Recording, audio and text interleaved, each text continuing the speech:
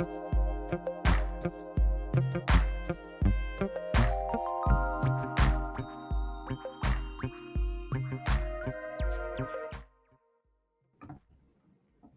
morning, Michael. Jenny White, good morning. How are you? Good. I'm excited. Cool weather's back. Yeah, it was a little cooler than I was expecting this morning. Watering the animals, and the water was a little cold. Yeah, a little there nippy. you go. Yeah. So what's up with you this morning? Well, not too much. I have something for you on the approach of this election. I think most people around these parts are, they're voting for Trump. They're all in 100%. I don't have amnesia.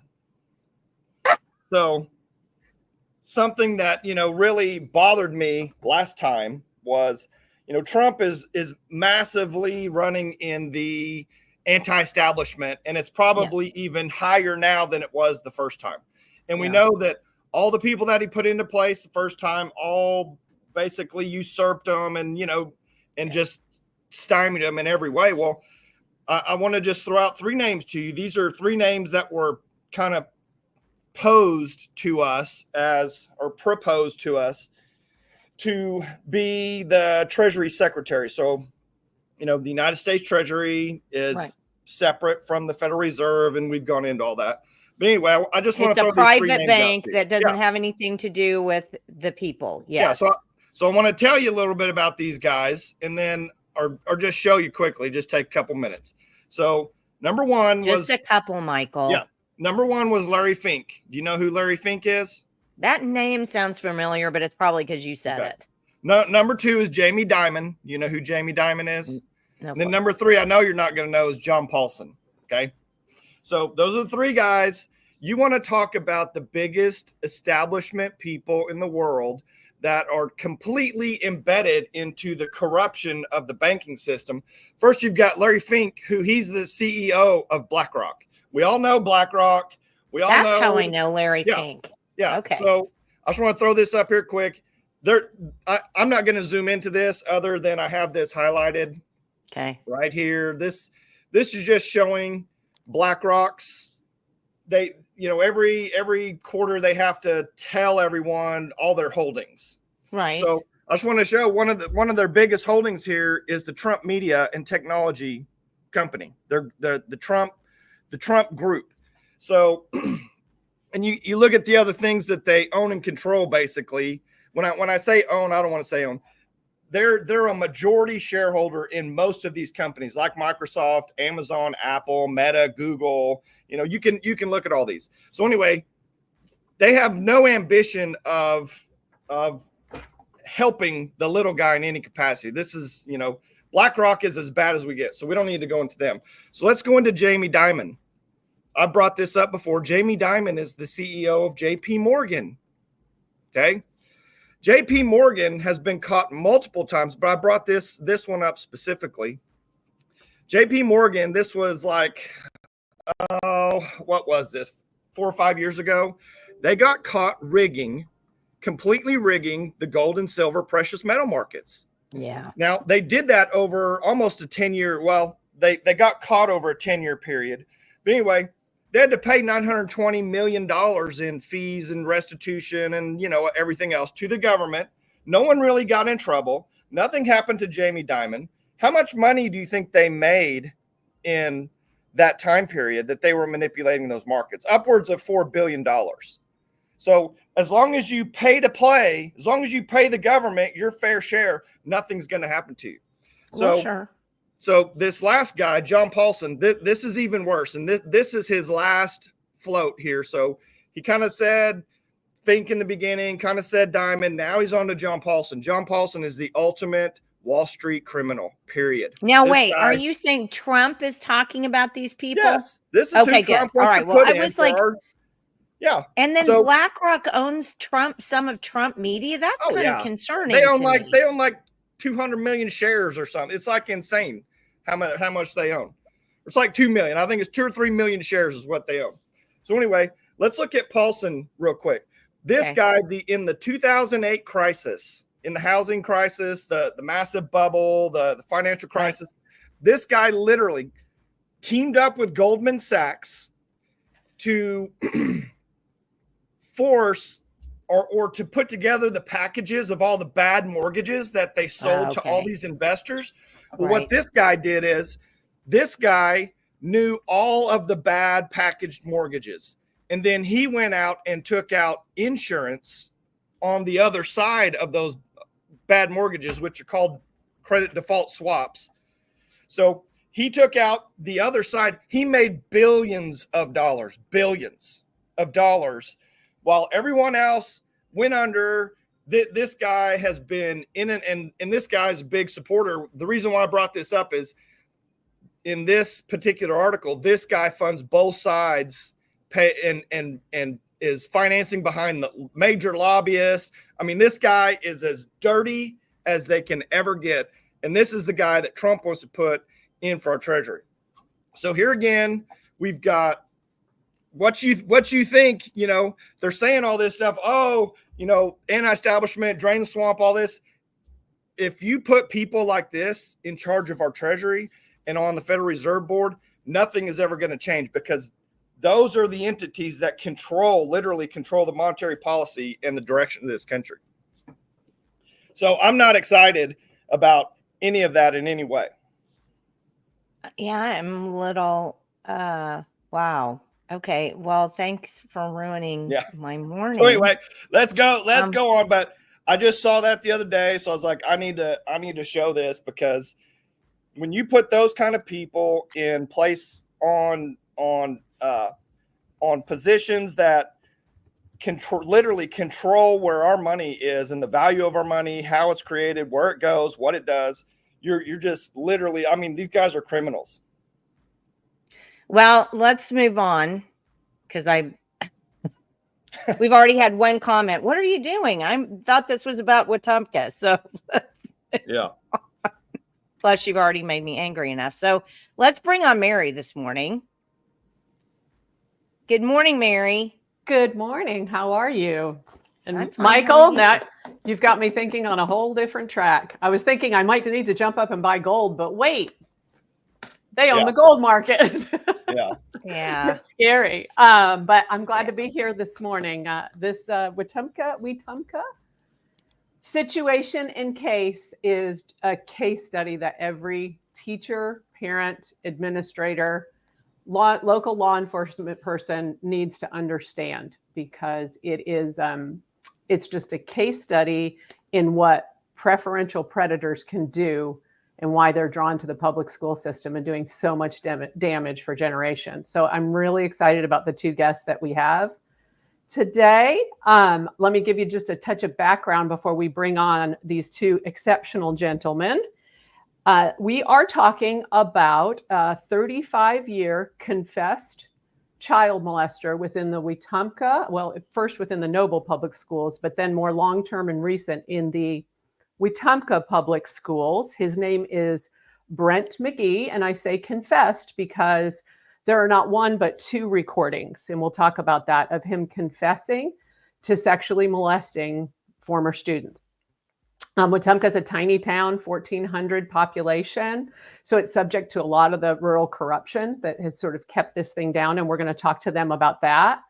Yeah. I want our audience to understand when we say preferential predators, because I think it's what public ed does not get. So many times when there's an accusation of child sexual abuse within the public education system, co-teachers, administrators come out, whether behind the scenes or even publicly on social media, supporting the person that was accused.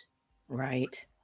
We have a huge problem with hiding investigations, passing people on to other districts. In this case, the preferential predator, and what that means is these are predators that have long-term persistent patterns of behavior and these very elaborate, well-developed grooming techniques.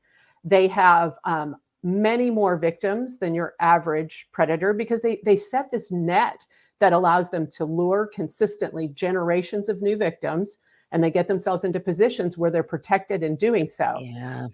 They're also known to engage in abuse more frequently over longer periods of time. With boys and preferential predators, it's approximately a 7-year span of abuse, and they're less likely to get caught, particularly if they're preying upon boys, because males are far less likely to ever disclose their abuse.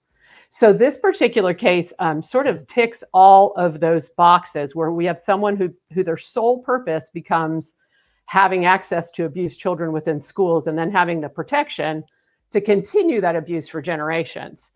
Wetumka is probably the most perfect case study I've ever seen of this.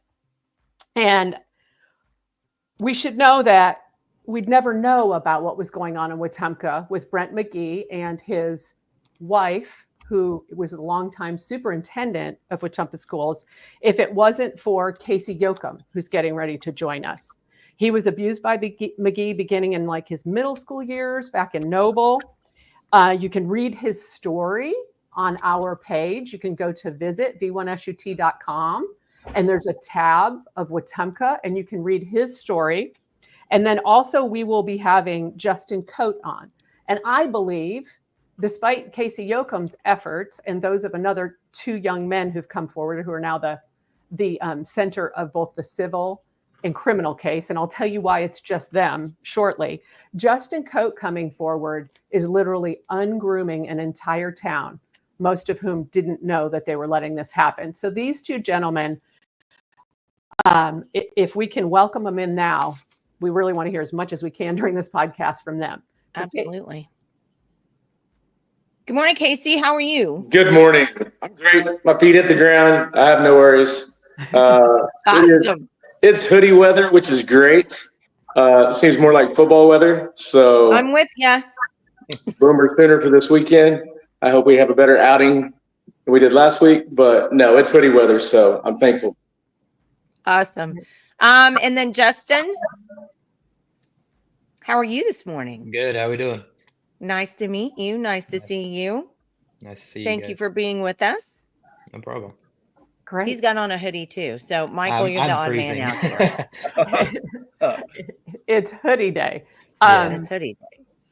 So Casey, I want to start with you. And again, if you want to read these gentlemen's individual stories, go to that tab on the visit.com site, go all the way down to the bottom. The first story a year ago was that of Casey's story with Brent McGee. And then one of the most recent up the top, it's called On Grooming a Town, is Justin's story. So you can get all the details about that. But Casey, I think I want to hand it to you. And I want you to talk a little bit about boys and how the actual abuse was repressed until about 2020 with you. And what did you do after then that you took action very quickly? Why don't you tell the listeners about that? Basically, thank God he suppressed it in my memory for probably from my early 20s until 2019. And I just recently turned 50. So right as I was about turning 45 years old, everything was suppressed. And I definitely thank God about that. How it came out is you know, I was nominated for Bear of the Month, and I got to speak about my time in 2019 in October, actually. And that Bear of the Month, that was the Noble Public Schools Award for exceptional athletes, correct? Well, exceptional humans that have done great with things in their lives, because I followed a former wrestling coach who made it to the Hall of Fame, who was the Bear of the Month before me. Okay. So and people should probably know, they can read your story, but the exceptional human part is that Casey was a combat medic in the Army, also served as a firefighter, retired firefighter now, and now he's an educator himself. So a lot of public service coming from you. Okay. Thank you. So yeah, it came out, and I spoke highly of this coach. And at the time, I really didn't know what trauma bond was. I'd had a trauma bond with him. He went to my mom's funeral in 2017. And I'd stayed in contact with him. He would call and text and ask if I wanted to go to football games with him and a couple other guys from high school. And for some reason, we never did link up. But yeah, I spoke highly about him, and I really didn't know why. After a few days, it was a gross taste thought process I had in my mind. Like, why do I feel so sick speaking so highly of this coach? Someone who brought me under their wing since I was a freshman in high school. I started out in middle school when I first met him, and my freshman year, and it was baffling. I went on a date with a girl that I met from church, and she asked me, "Tell me something that nobody knows about you." And the next thing that flew out of my mouth, without even thinking or hesitating to, being my age, of course, you'd sit there to ponder a little bit of what someone might not know about you, being the age that you are. But the godly thing was, what flew out of my mouth was, I'd been molested by my high school soccer coach. And I was in shock. I never thought about it. I never dreamed about it. Not an inkling of anything remotely ever processed that I might have been molested by my high school soccer coach. Never thought about it. A couple months later, I went, met a friend of mine, and we went and sat on the patio in Norman, and he showed up about 30 minutes late, and we kind of counseled each other. And he threw out his garbage, and he was like, "Well, what the F do you at?" And I said, again, I met him at church, the same church, Victory Family Church. We got the best pastor in the world, Adam Starling, and his wife, Christy, phenomenal singer. But what flew out of my mouth again, of course, I wasn't even thinking about this, but I've said I was molested by my high school soccer coach. And so he texted our pastor texted me and said, "Hey, I believe you." Then about a month and a half later, a good buddy of mine who had another combat medic who I deployed with to Afghanistan in 2011, he said, "Hey, Yoakum," he said, "my parents have 20 acres in Wetumka on a catfish farm." He said, "If you can go out there for a week, shoot, it's right on the lake. Let's go hang out and relax." I said, "Absolutely." He goes, "I'd like to meet this coach that you spoke highly of." I said, "Hell yeah." I said, "He still owns a Dairy Queen in Wetumka." I said, "We get free Dairy Queen." So we go to Dairy Queen, or I called Brent. I'm like, "Hey, we're going to be in town." He said, "Oh, stop on by." So we stay a week at the lake, and we stop by Dairy Queen, and we get food, and he's a big storyteller. And we're about to leave, and he goes, "Hey, Yoakum," he goes, "I got a story to tell you." I'm like, "All right, we were about to leave, but let's hear this story." And he told me this story about this gentleman who beat him in the mare Oriole race, and he was upset about it. And come to find out, the guy who beat him in this mare Oriole race, Mr. Jackson, was also a combat medic, or excuse me, not a combat medic, but he was also listed in the Army. But he human trafficked a girl to Wetumka, and also was molesting kids. And as soon as he said that, I thought I saw a ghost. I don't know what made the connections besides him saying that he was raping. Basically, he said he was raping and molesting kids here in Wetumka. And Brent thought it was cool that he ended up telling the story about how the FBI contacted Brent and they did undercover sting. And then Brent posted this husband and wife talking about, "Get these two filthy people out of this town. We're going to be such a better town with these two people gone." But as soon as he said raping or molesting kids, I thought I saw a ghost. We got back in the truck.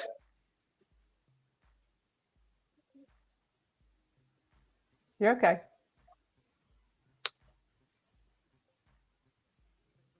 You want to move on to the recording? No, we got back in the truck. We got back in the truck, and my best friend, I couldn't even tell my best friend. I told him, I said, I got to tell you something about this guy. I said, it's going to take some time. And that was May 25th of 2020. So I had to devise a plan to find out for sure 100% if I was molested by him. So November 28th of 2020, I was getting ready to retire from the fire department. Just retired from the fire department February 28th of 2020. And I told him I wanted to be a teacher and a coach, and he said, come to Wetumka. And so I took my English Bulldog with me, and we got loaded up in my diesel pickup truck. And we rode around for an hour and 47 minutes, supposedly looking at homes that he was going to help me buy or put up, just request, show me houses that were for sale in that town. And so after about an hour and 47 minutes in, I had to lower myself to a freshman mentality to allow him to feel like he was having power over me again. So I brought up, I said, you molested me? And he just kind of was shocked that I said it for a second. I said, the profession I've been in? And you've never once said you're sorry? I don't understand. And then it was a blame game.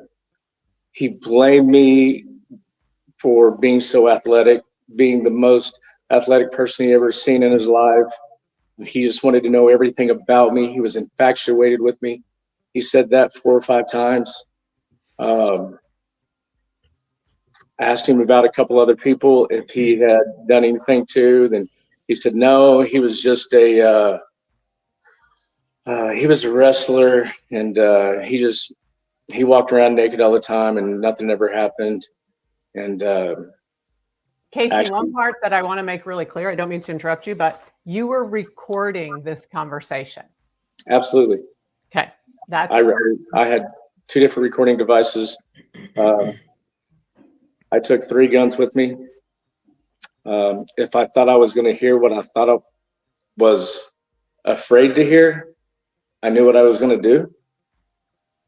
And thank God I didn't do it. Yeah, thank God you didn't, because that recording, and you can listen to that recording in the first and several other articles, basically tore a curtain from the top down in this town. It started a process of events that has brought forth the abuse of multiple boys, both in Noble and in Wetumka. So talk to me a little bit about what you did with that recording and law enforcement involvement and where it went from there. Well, at the end of the recording, Brent only said he was sorry one time. And before he got out of the truck, he said, I'll pray for you. Mm-hmm. And I knew immediately I wasn't the only one. And so I played college football with an attorney here in Norman. I took him what I had, and he said, you got him. He'd admitted to it. And then he checked into the statute of limitations, and I already turned 45. And in the state of Oklahoma, once you turn the age of 45, the statute of limitations runs out. Yes, it does. You can't do nothing. Not a thing. Go ahead. No, and now that's definitely one of your goals, is to get that changed.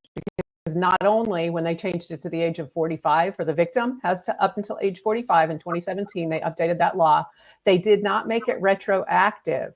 So even most people who were abused before 2017 fall under the previous statutes, and they have no recourse for justice. So this is really, Casey, when you started what I will call a self-paved road to justice in this, and you are very determined to protect other kids. So tell us about the FBI, and tell us about the second recording. While listeners and readers can go listen to that first recording at visit.com and those articles, there's a second recording that is not publicly known, and I believe needs to be talked about. My publication has not had access to that. Neither has Casey. So tell them about that. So after getting the door closed basically, and knowing that I could move forward, I started trying to get with local politicians about the law and try to find out how can we get this in the state and get a law passed, because throughout the 50 states, all laws are different. And some laws, I mean, it doesn't make sense. They're all different. There absolutely doesn't need to be an age for the statute of limitations. If I would have never made that trip to Wetumka and heard it out of his mouth in the first place, I would have never known, honestly, if I was molested. But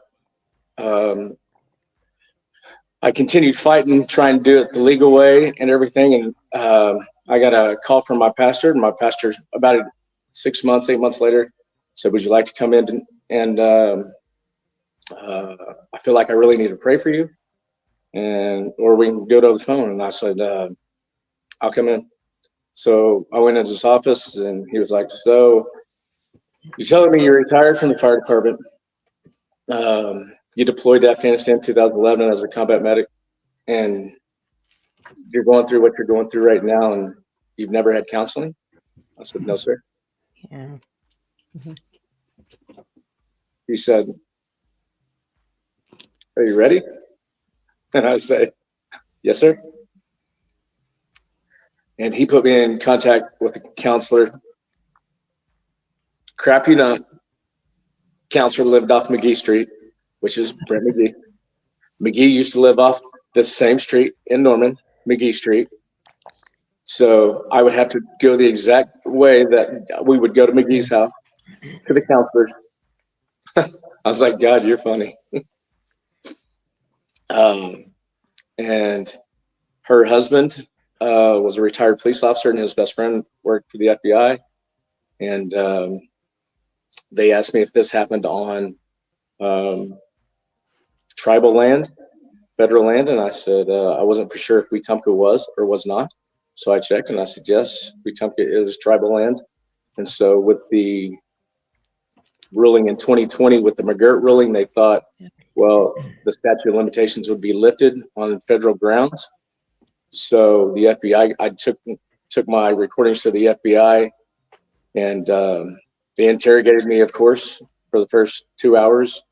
Then I asked to go to the bathroom, and they're like, I came back, and they're like, "Okay, we believe you." I was like, wow, I didn't know I was going to be the one interrogated about this. I know. I'm the one bringing you guys the information, but I guess, you know, it's just innocent until proven guilty, or lies, or they got to make sure you're not lying. So they did a year-long investigation.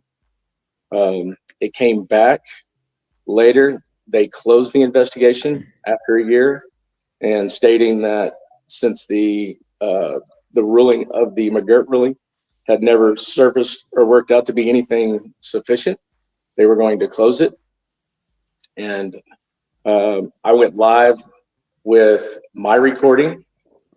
And so before I went live with my recording, they asked me, and when I gave them my recording devices, "Do you ever think you could get McGee recorded again with our devices?" And I said, "Absolutely, I can. I know I can." And so I got my job in 2022. And as soon as I landed my job on a Wednesday, I called the FBI, and I said, "I got a job as a teacher and a coach." He was a teacher and a coach, and he wanted to be my mentor more than anything, and I know I can get him.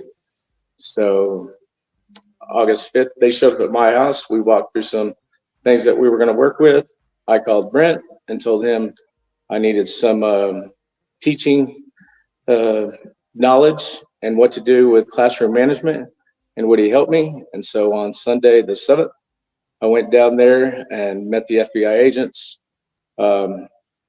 They gave me audio and video devices, and I got McGee for 3.5 hours in my vehicle. admitting to exactly to everything what he did. This time I got to be myself as a grown adult and hold him accountable and said, I don't recall you ever truly admitting to like what a Pablo was. And a Pablo was either me jack him off or him jack me off for $10, $15, whatever it was that I needed money, where he would go out and buy something or buy me this or buy me that and say like, well, you owe me this. I got you a haircut. Here's this. You got to pay up this way. So I pretty much lived at his house, stayed at his house every night. Donna would come over, clean the house, and she would leave. She never stayed the night at Brent's house, but all the boys would always stay the night over there. And this was, just to clarify, they were dating. This was in Noble before they were married, correct? Donna Correct. and Brent McGee.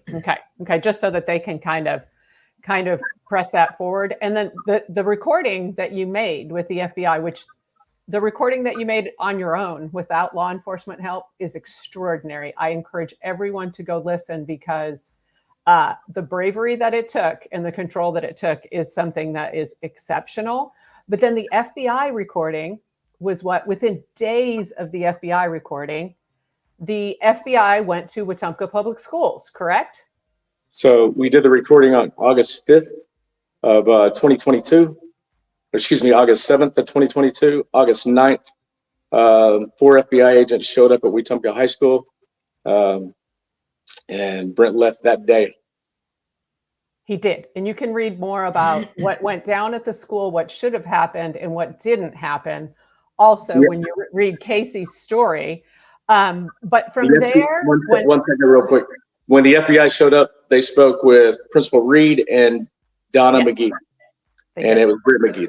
Those were the three in the meeting with the 4 FBI agents. Correct. And he immediately stepped down, I say with air quotes, because there's evidence on social media, there's evidence from the constituents of the town and parents of children that attended there that he was not kept away from the school. He was not kept away from sporting events. So the failure to protect here is also reflected in the civil suit that's going on right now.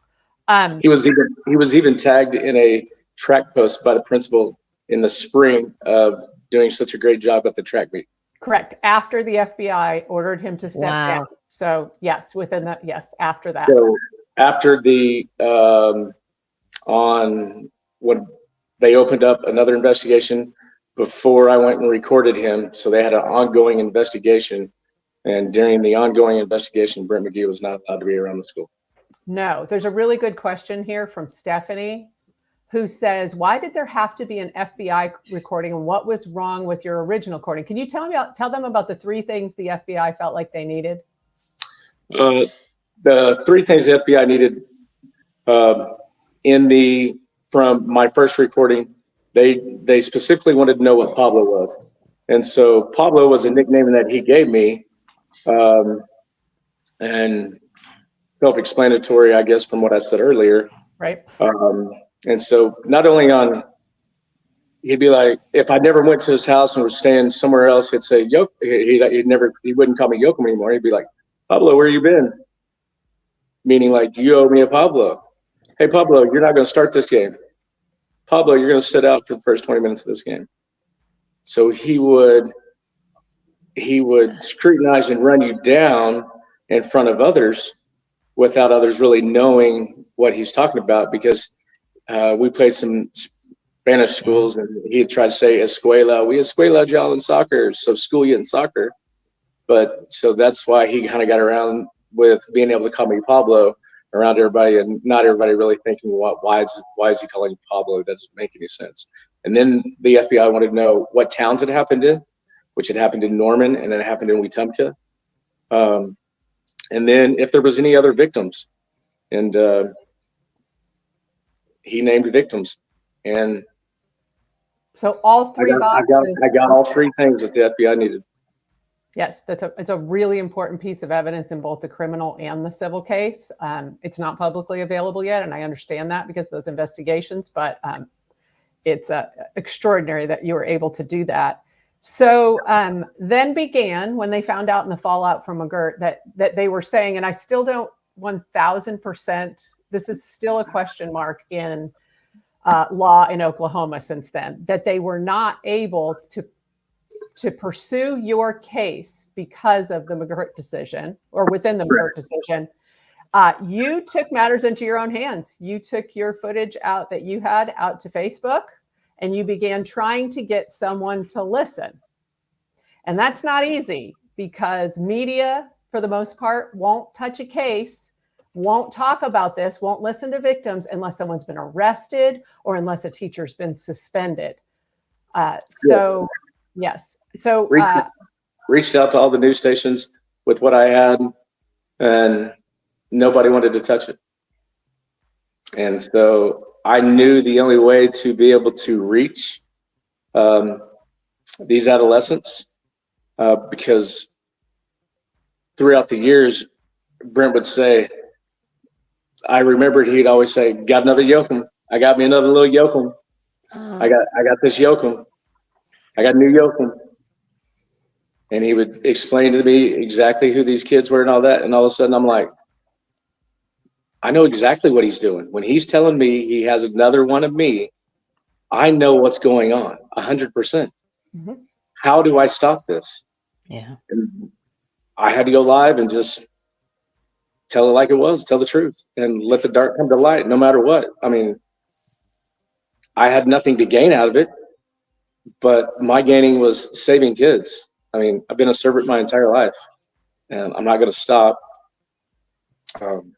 It's just not going to happen. No, it's a great comment from January Lisa. How does a teacher get arrested or suspended if no one listens to the people that were abused? Agreed. So that's actually how Visit and this outlet connected with Casey. He was out there trying to tell his story, and starting last October, I can't believe it's been a year, this will tell people how hard it is to be heard as a victim within an institution like public education. After the first article aired, which was really Casey bravely telling his own story, 2 young victims came forward. And do you want to talk a little bit about them and how you connected with them? 3 or 4 days after my post, I had a victim reach out and say, can he be anonymous? Then I was ghosted by him for about 27, 28 days. I prayed for him. I sent him encouraging statements, sent him Bible verses nonstop. My daughter had a soccer game on a Saturday.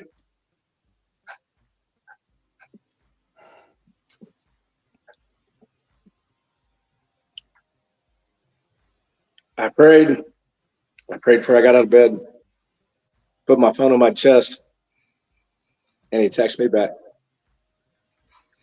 And we exchanged text messages for about 3 hours. Yeah.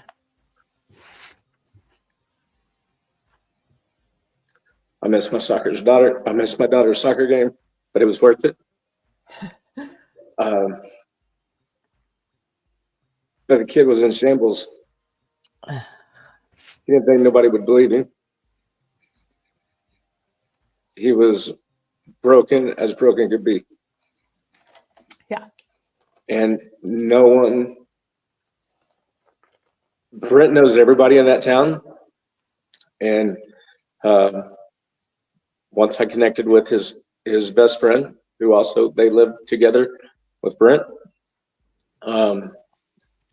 they said there was just nobody they could trust. Everybody in the pillar of the community hung out with Brent, hung out in the back of the Dairy Queen, hung out at the house. The sheriffs would go in, or the policemen, the local police officers would go in the back and get free Dairy Queen.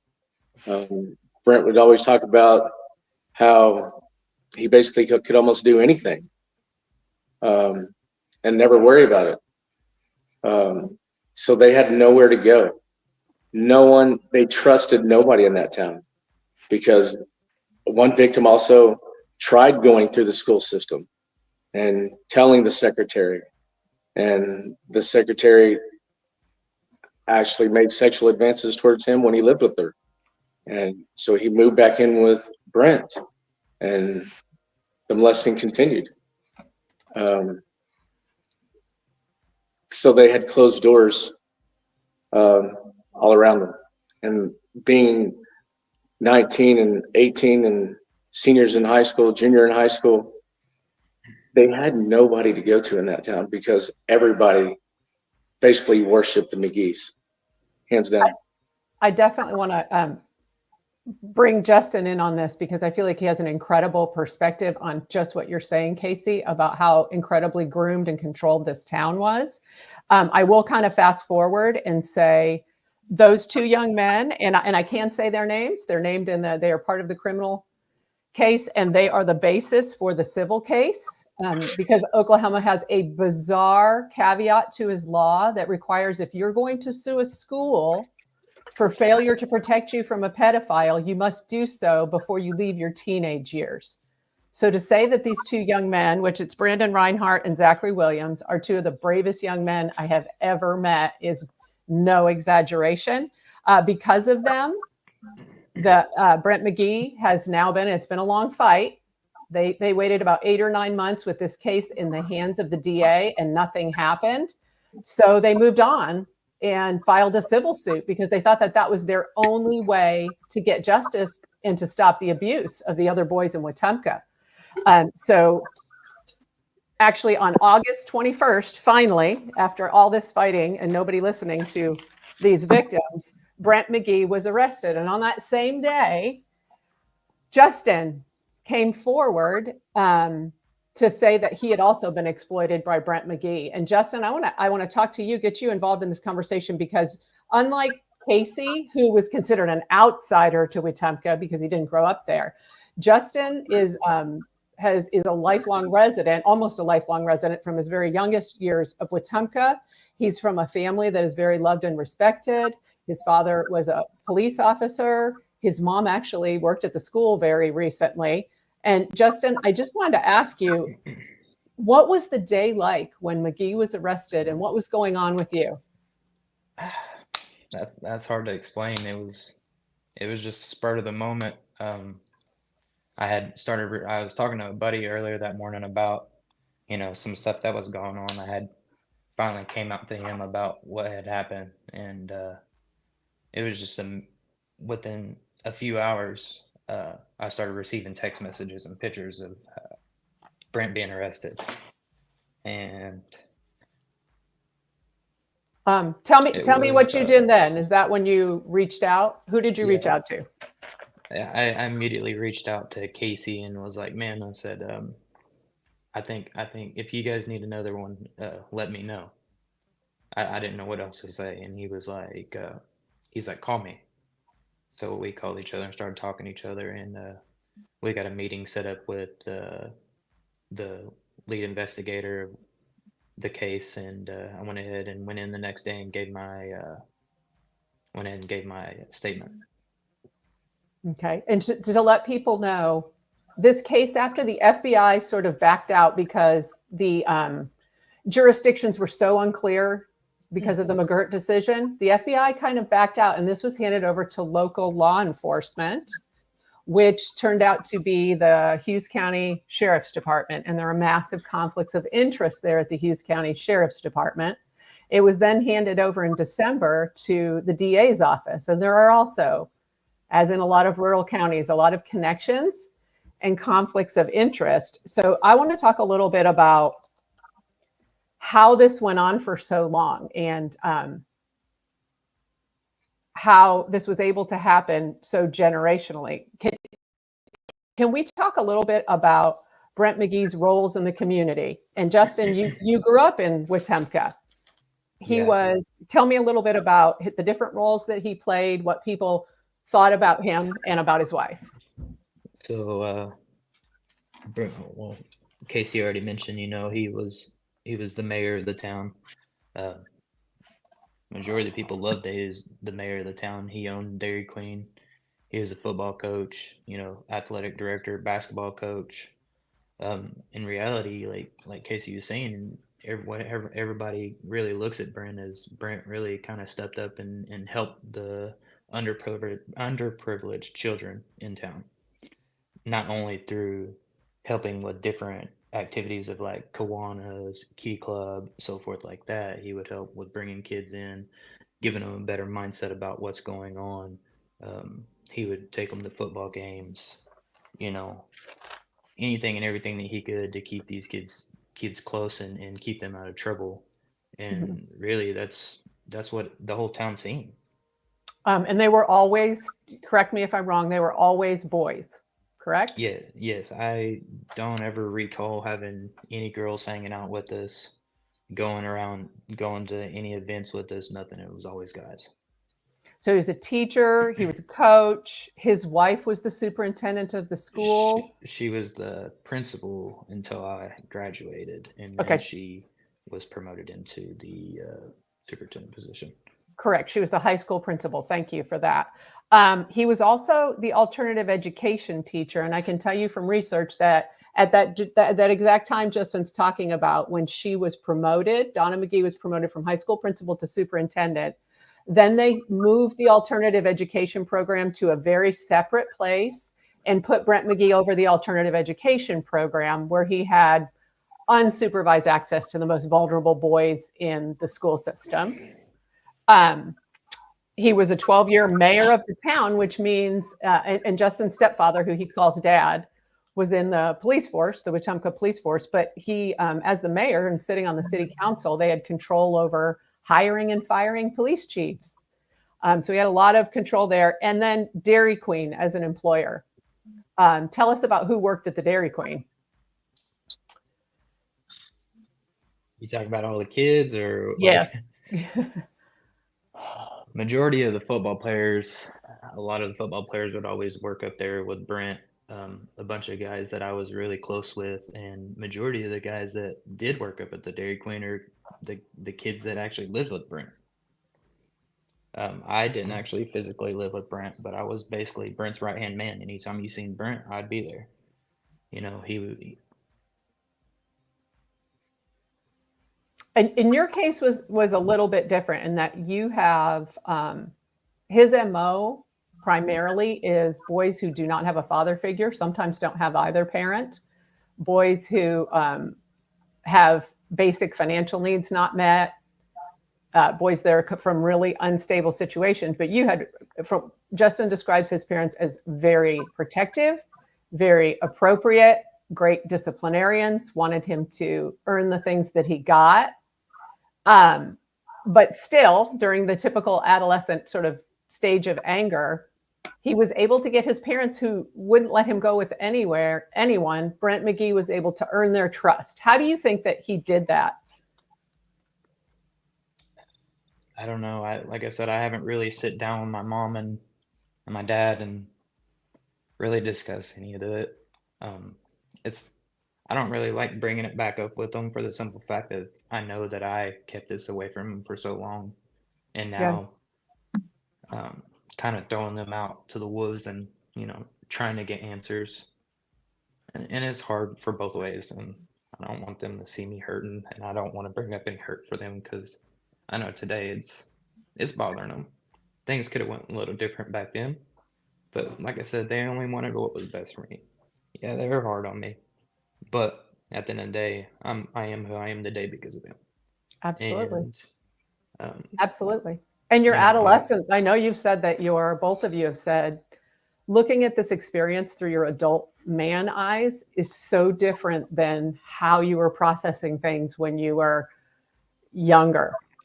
Do either one of you want to talk to that, so people can understand when they see kids around them having some erratic behaviors or things happening? Schools are so quick to blame that on parents and that there's something wrong at home. Talk to us a little bit about the difference of seeing this from as a grown man. Seeing it as a grown man, it's completely different, and it gets you in your head for quite a bit, trying to understand why. You know, I've had so many people reach out to me, loved ones, people that I've considered real close family that's not family. And people are asking me, well, why wouldn't you tell us? Why didn't you come forward and tell us? Did you not trust us? Did you not believe us? You know, we would have believed you. And it's not even that. It's you don't think of it like that, man. Brent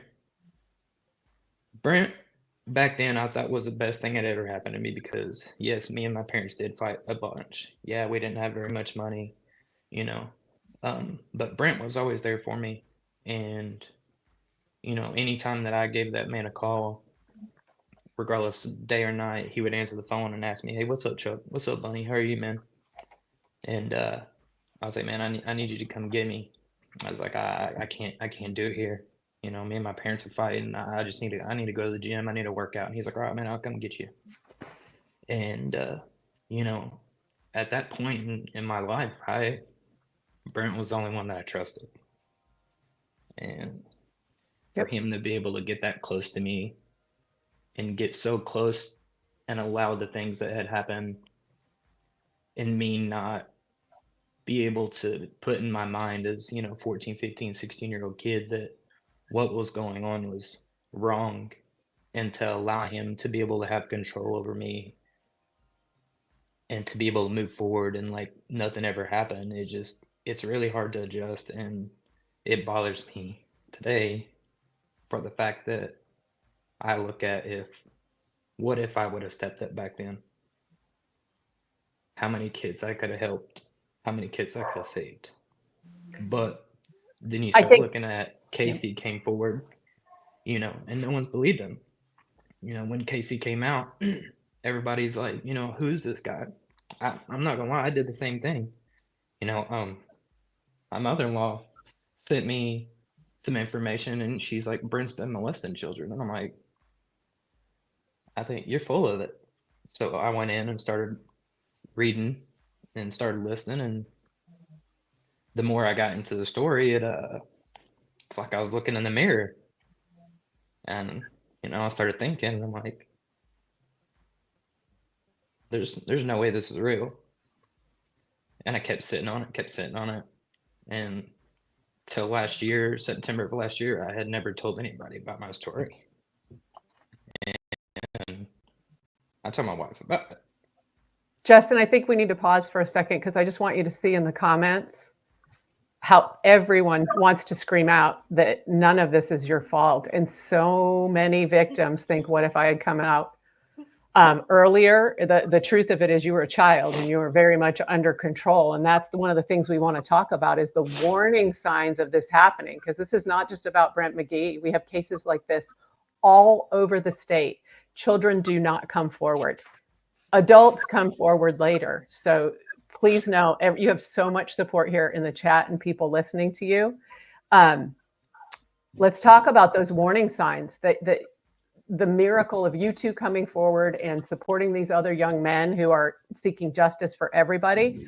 You both say, Casey and Justin, that the sports were used as exploitation, and that he has continued to use that generationally. And both of your names, because both of you, and I can confirm from research, were exceptional athletes. You were the one out of many who people talked about. Can you talk a little bit about how he has used one generation of victim to lure others? Casey, do you want to talk a little bit about that, or Justin? I'll let Casey go first. I'll go ahead and take it. Yeah, that's one of the things when I got older. Well, in the past, the recording happened over 1,400 days ago, the first recording. Everything that was playing through my mind is because one of the things I went through, I played collegiate soccer right after graduating high school. And my mom was never athletic and never a sports person. It actually felt like she was embarked a lot of the ways, because she was a bingo player and gambler, and my sports took way too much time. So, you know, me and my best friend, we tried out for the Atlanta Braves as soon as we graduated. I went on to play college soccer. Brent McGee would bring carloads of boys who wanted to be just like Casey Yoakum to soccer games. I quit soccer for that reason in college. Then I went and played 2 years of college football at Northeastern A&M. And then when I went to go play football, Brent McGee would bring carloads of boys who wanted to be just like Casey Yoakum. And so refreshing my mind and seeing this as an adult, I knew exactly what he was doing. He was grooming these kids who wanted to be just like Casey Yoakum and showing the relationship that we had, because he would always ask for pictures and can we get pictures together so you can post it on Facebook? Can you get pictures of me and my daughter and post it on Facebook? He was wanting all kinds of pictures all the time to be able to share, to show how good I was doing in sports. And as an adult, how I look at and see that now, I was a tool. I was propaganda for him to say, you want to be like Casey Yoakum? I had him under my wing for 5 or 6 years. This is how it works. Casey Yoakum, look at him now. And then, in the recording, he's like, look what you've done. You've done this, you've done that. You're exceptional. You've done everything for yourself. But at the end of the day, he was going to pray for me for what he did, because he was just infatuated with me. And then, the crazy thing, he said, I don't know if it was a gay act. I don't know if it was a bisexual act. I don't know if it was what it was. And then, he admitted to doing circle jerks in high school. And that's another story. But anyways, using me as a tool for these other kids. And, he has a type.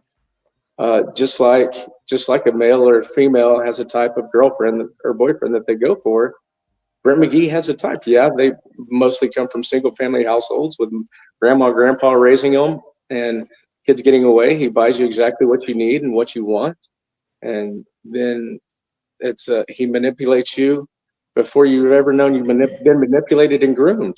And I think that's what's happened with the whole town of Wetumka, and not only Wetumka. I mean, Noble. The teachers and coaches that have reached out to me, they say, Casey, I wish you would have said something. But then as a kid, you don't see that. You thought him as like a cousin. I mean, he's 10 years older than I am. You saw him like as an older brother. Like, I never had a healthy family relationship. My parents got divorced in 3rd grade. I had no father ever since. And so there was this male figure bragging about you. But everywhere we went, he was just like, I heard the same story about my mom every single time we met somebody. And so that, that messes with your head. You find out as an adult now how I look back at it. I'm like, golly, why didn't anybody say anything? There's no way I would allow my kids to stay the night with him every single night like they did. And no woman be there? Like, that's just mind blowing. But anyways, I mean, he would just buy you everything that you needed. And then all that came with a cost. He'd buy you cars. I mean, I was separating from him, going to college to play football. He's like, you can't play college football and not have a car, Yoakum. Come look at this yellow Firebird with T-tops. You know how you can pay it off. You know how I bought it. I put it on my credit cards. Yeah, he did. But everything came at a price. But that's how he, and when I did get to go recording with the FBI devices, I was supposed to I stopped at Dairy Queen he wanted me to pick up a supper sandwich and whatnot. And as soon as I walk in, Buddha, he's like, oh, you're Casey Yoakum that Coach McGee always talks about. You're that stud.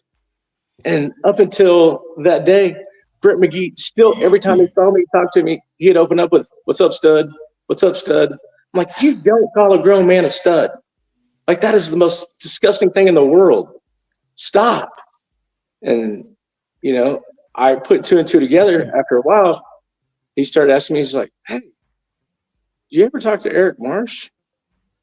I'm like, who? You ever talk to Eric? I'm like, no, I don't talk to Eric. No, I don't talk to, like, why do you keep asking me this? Well, I found out why. He's another victim. So, but he's past the statute of limitations. It's disgusting what he's done, and Donna's known the whole time. But sorry, getting off track.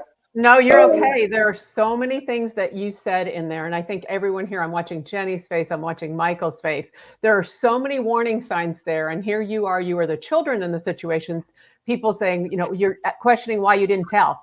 Everyone here is questioning why the adults in this situation didn't notice. There are so many warning signs: overstepping parental boundaries, taking on roles far outside of the roles assigned at school, using you all, running around with 8 and 9 boys at a time, saying these kind of things, yet somehow people missed it. And I will tell, I talked to a resident of Wetumka yesterday, and so enraged now that, and honestly, when Justin came forward is when she came to realize that everyone was telling the truth, and this man was a preferential predator.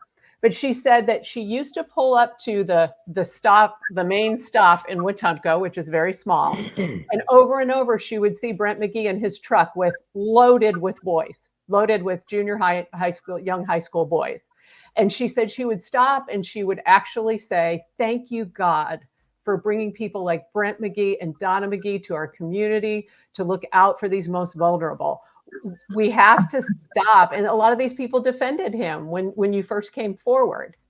I think there's so much to be learned there. He was able to break rules and policies within the school, where he would just check one of these survivors out and take them off campus without parental permission.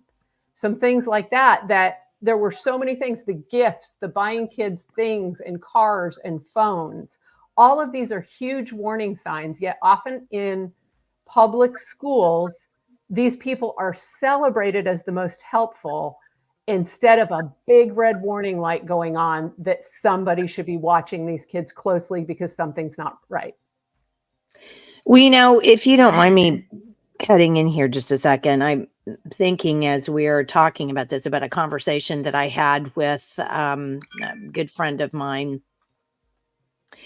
And she was kind of a little freaked out. She just moved to this new community, and she was a little freaked out because there were a lot of people in this kind of peer group of her oldest daughter that liked to run around spending the night at each other's houses.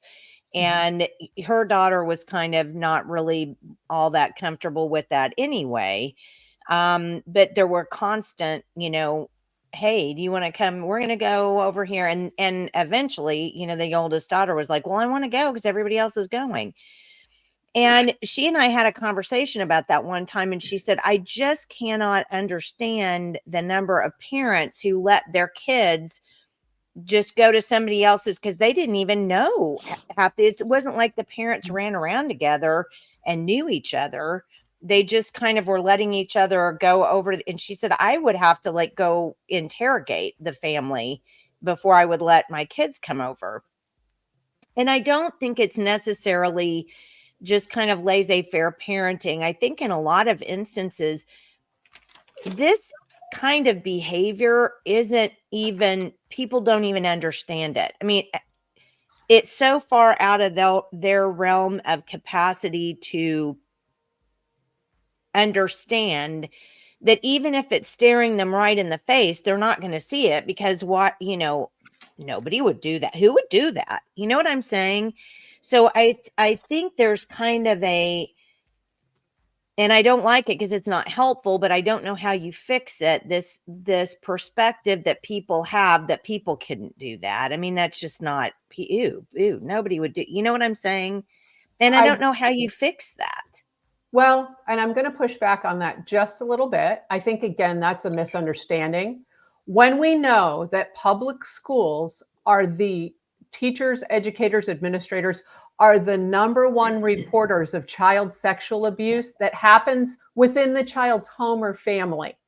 They are trained to recognize the signs, the behaviors of kids, but somehow when it's happening from inside the public school, they're not reporting. They're choosing not to recognize that it's happening. And that's really, if I could affect one change, that would be it. Yeah. Yeah. Well, and so I guess that kind of brings that down to the end, because you guys are just, I mean, the amount of bravery that it takes to do this kind of thing is just phenomenal, and it will help other people. I mean, it already has helped other people. What Oh, and here's an interesting comment before I even say that. Friends need help. School Chromebook hacked in the Broken Arrow. Police have computer, yet no one will contact her. I mean, there's just so many things that are going on, and it's so hard to keep them, straight. What do you think are the most important things that we could do other than, and I heard you say this numerous times, Casey, we've got to lower the statute of limitations, the age to the statute of limitations. No, we just need to abolish the statute of limitations. I mean, my thing is Abolish it completely. Completely. Like I said, I was 45, and when you need to change laws or rules, you need an instance to be able to show that, well, give me a case that shows why we need to change this law.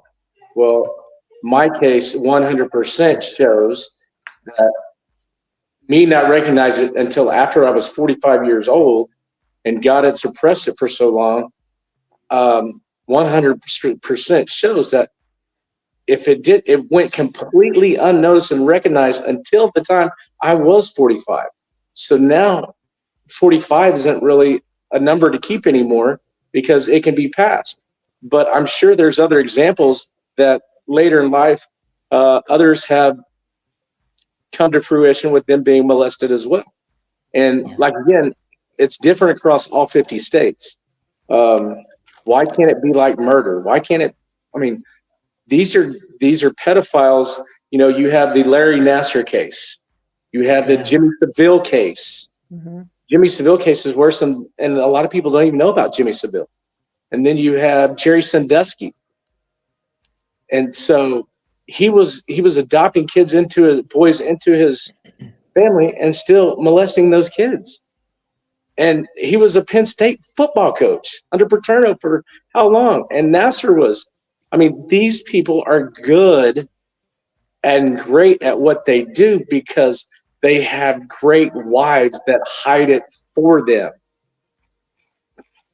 Understandably. I mean, it needs to be completely abolished, and there needs to be no age limit for the statute of limitations because discovery is real.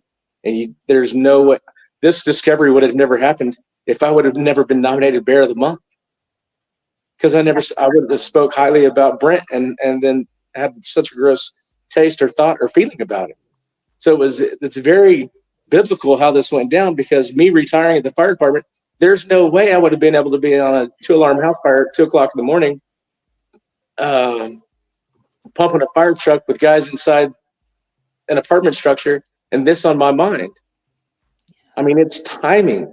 God knew it was time for this to resurface as I was ending one career because it's been harder now that it's resurfaced than it ever has been. Retelling your story over and over and over again hurts. I mean, yeah. I mean, I'm 100%. I've never felt more back to myself since Brent McGee's been arrested, and it feels great. I can finally focus and get stuff done again the way I need to get done. But the whole thing is it needs to be lifted. And these are things that need to be taught back in the school system at an early age, as in late elementary, early junior high, because if you're talking to kids about grooming at the end of junior high, the statistics that Sherry Connolly's already pulled is incredibly disgusting. Out of, you could have 4,500 students groomed or molested by the time they graduate high school in the state of Oklahoma. Yeah. Yes. And that's on a minimum scale. Yep. And everything Casey's saying about the statute of limitations, I want people to understand that they do need to be eliminated and they need to be made retroactive. Some crazy things happened when they updated that law in 2017. And I've done some really extensive research. You can look into where the legislature is considering the bills, and they're moving from committee to committee in the House and the Senate. The original bill did some really important things to protect victims. And by the time the power of the education unions and organizations got involved through some legislators, those were taken out. The original bill said up to 45, which was a huge improvement from up to 12 years from the abuse. So that was a huge improvement.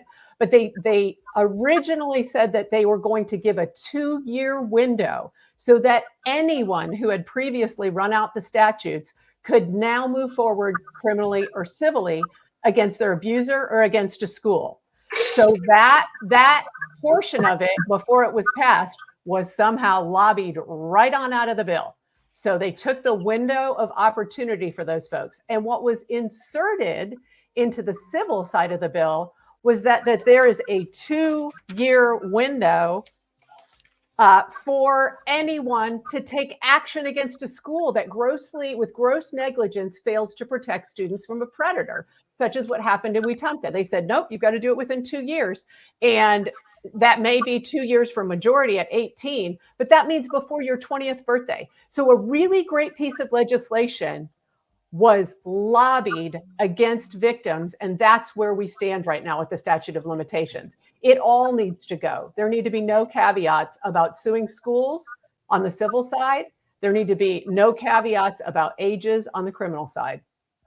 Well, as I'm sitting here thinking about it after you guys have talked, so I guess I had never even really thought about, why do we even have a statute of limitations anyway? How does that even help the victim? How would that even help somebody who was accused and wasn't actually guilty of perpetrating? I mean, I guess I don't even understand, what's the purpose of that anyway?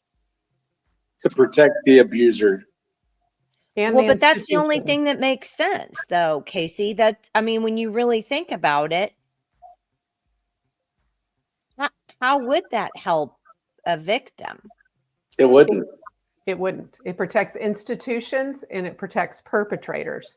And you think about, so Justin and Casey, they know of, and we're not going to name them by names, talk a little bit about how many people, other victims you believe there are, and why they're not coming forward. And this is part of the conversation.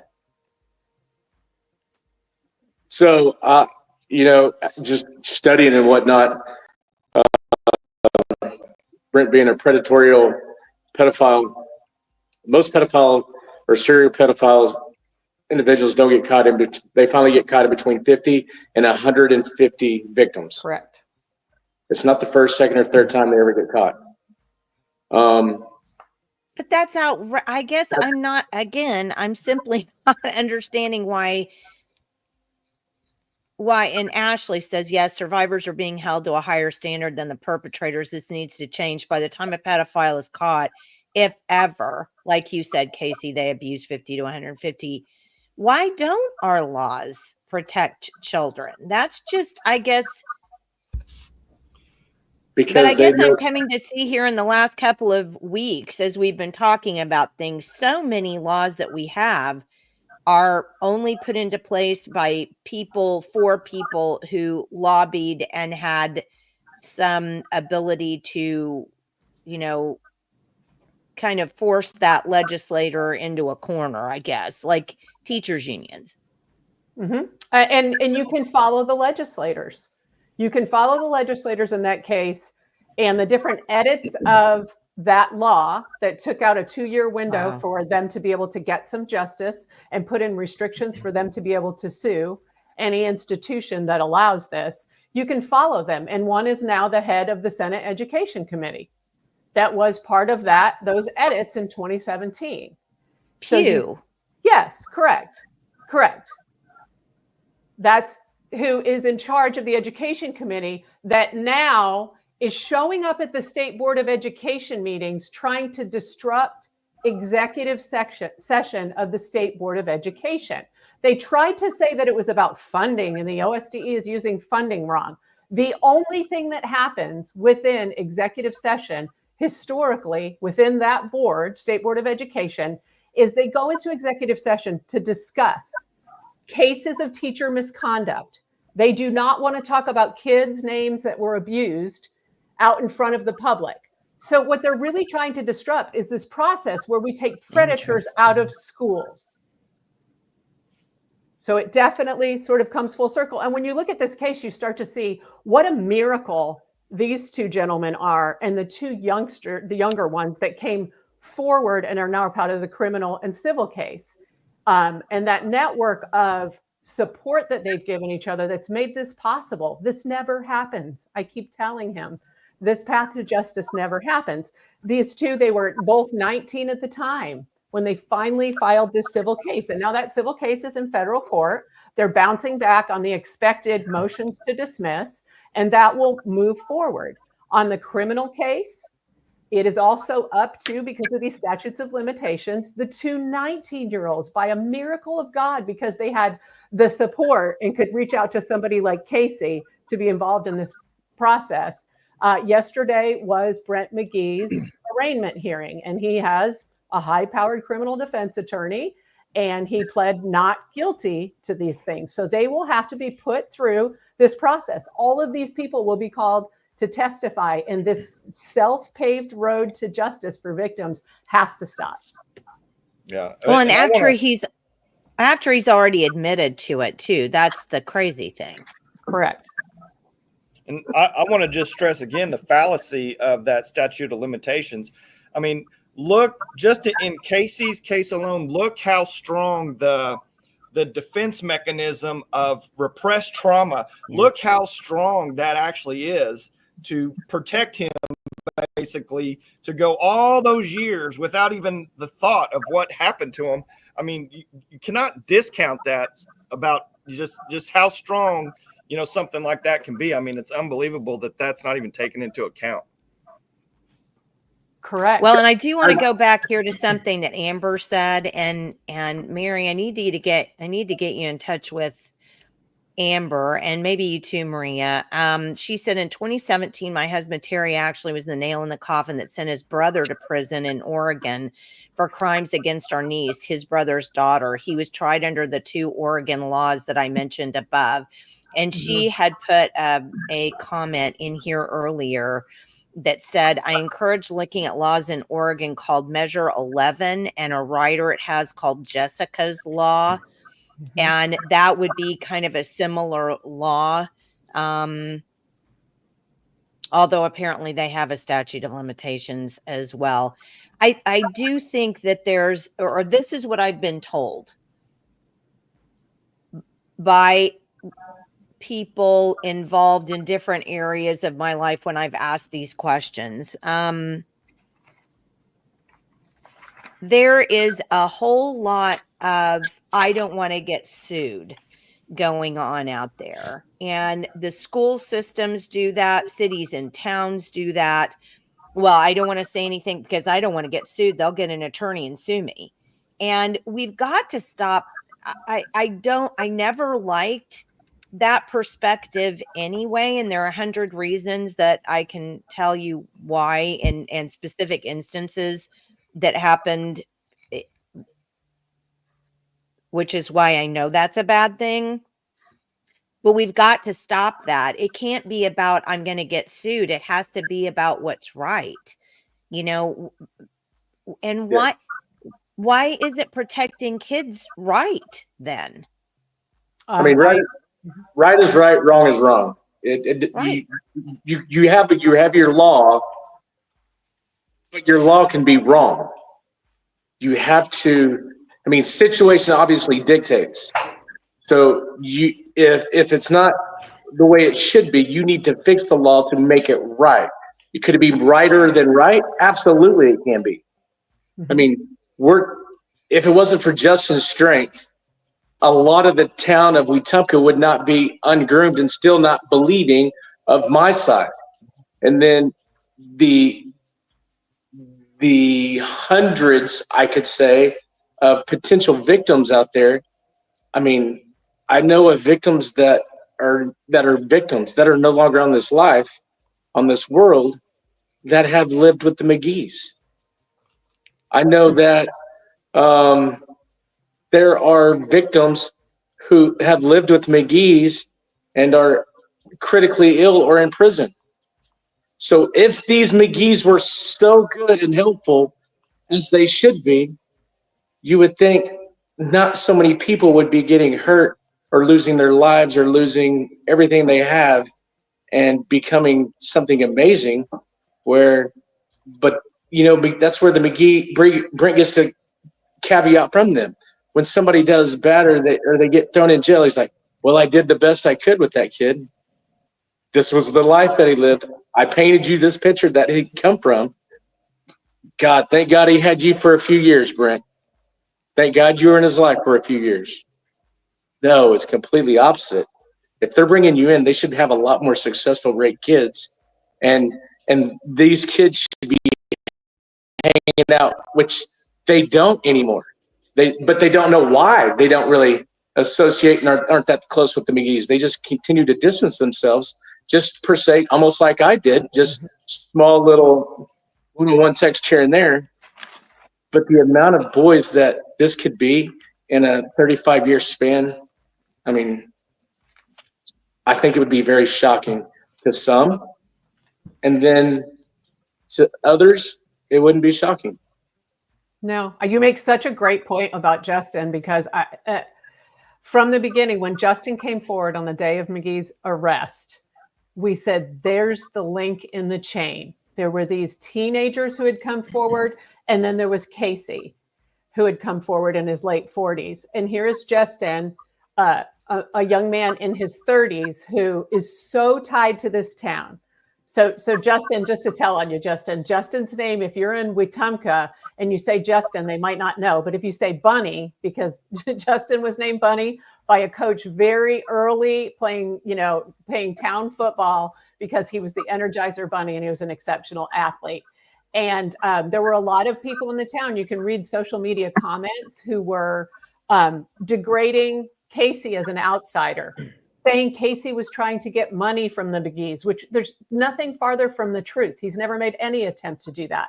Of the two young men in the criminal and civil suits that still meet the statute of limitations, they were discrediting their families. They were saying different things about them, saying they were trying to get money. And the whole time, they hadn't even filed the civil suit yet. They didn't file the civil suit until they couldn't seem to get the criminal part moving because of conflicts of interest in the town. So Justin, do you want to talk a little bit about the change? Because we just had a hearing, from the warrant hearing for this perpetrator to yesterday's arraignment. There was a huge change in the courtroom. Do you want to talk about that? I think a lot of that has to do with you. Yeah. When all this first came out, like I said, I was still at a disbelief. I started kind of doing my own research, and like I said, I started seeing things like I was looking in the mirror. I held everything in. When everything finally came out, I came up to Casey and was like, hey man, it's my time to come forward. And obviously we went to the court hearing the next day. I gave my statement, and no one really knew why I was actually there other than Casey. And we, after the court hearing, how many people were there? Probably 3 or 4 people other than us, maybe 5. Maybe 5 of us. And nobody really knew why I was there. They just thought I was there for the support, of the victims, and Casey and Zach and Brandon. But it was a little more deeper than that. Someone that I have worked with closely, I've known over the years, had actually showed up, and it was the bail bondsman. And I was like, what are you doing here, man? And he's like, oh, I'm here on some business. And then I was like, you here to bail out Brent? He's like, oh, he wouldn't answer. And I just couldn't help it. I'm like, you're really here to bail him out after what he's done to us? And everybody just kind of stops and looks at me. And that's when I kind of broke my news. Not how I wanted it to come out. Most definitely wasn't how I wanted it to come out. And that's where it began. And some of the stuff that went down in that court that day about some of the character witnesses really hit home, because it's people that I grew up around. It's people that have supported me over the years. And to think that they would step up and come in on Brent's behalf, on his character, was beyond me. So, we started talking after court, and they were like, hey man, we need to find out if this is true. And I'm like, I got you. Let me go talk to a few people. So as soon as we left court, I went to go talk to a couple of the character witnesses. And it most definitely wasn't how the McGee's had basically portrayed to the court. It was actually nowhere near how it was portrayed to the court. But I've done nothing but every single day, like, I receive messages day in and day out asking different questions. Obviously, there's some things that we can't speak about. There's things that we can't give out. But I've just been giving people my story. We're going back to this point to where, they wanted to look at Casey. Casey is an outsider. Nobody knows Casey. Nobody knew Casey. All they knew was some guy from Noble coming in and blaming Brent and Dawn for the things that they had done, and no one wanted to believe them. And it started bothering me really bad. So I started visiting with the people in town one-on-one and giving them my story. And that's where this really is kind of started. And like I said, I thank Casey every single day for coming forward and giving us the strength to be able to do this and to be someone there for us when we're in need of needing to speak to somebody. And yesterday we had court again. It was supposed to be some status update hearing. To my knowledge, I don't know where I got it from, but I at one point thought I was told that Brent was going to enter his plea yesterday. And then, there had been several people stating, oh, it's just a status hearing. It's just a status hearing. So I removed that from my social media because, I'm not trying to spread false information. I want to give the 100% truth information. It allows things to be easier, So, I've been doing nothing but sharing, tagging Casey in it, tagging my parents in it, and I know I hate doing that because I don't like dragging other people into my problems. I feel like they're my personal problems, which they're not. This is a lot bigger than just me. This is a lot bigger than Casey.